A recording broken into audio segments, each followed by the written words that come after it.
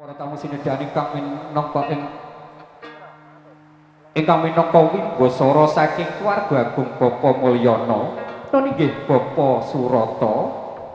kasuwun hanjekaraken risang tematen kakung saking papan palarman tumuju wonten ing madyaning pahargyan jumenengipun Bapa Surata jinajaran dening Bapa Mulyana kaliyan Ibu Haryanti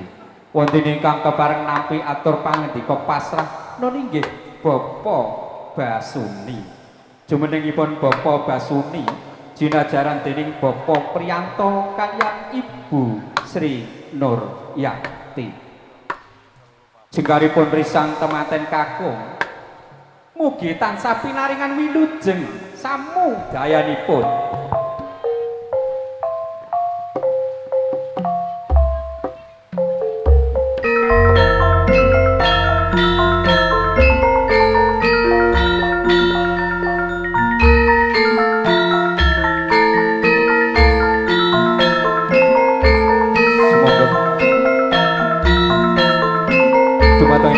Wimbasara saking keluarga Agung Bapa Mulyana niki Bapa Surata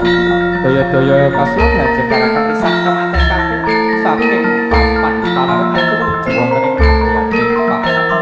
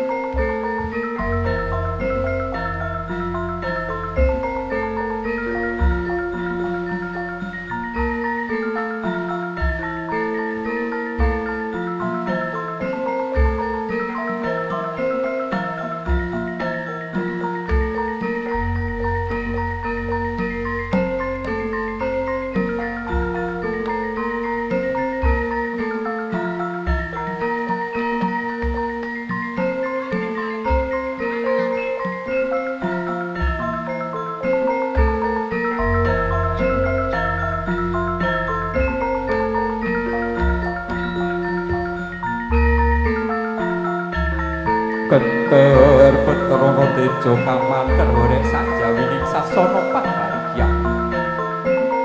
bebasan hambata rukuh swara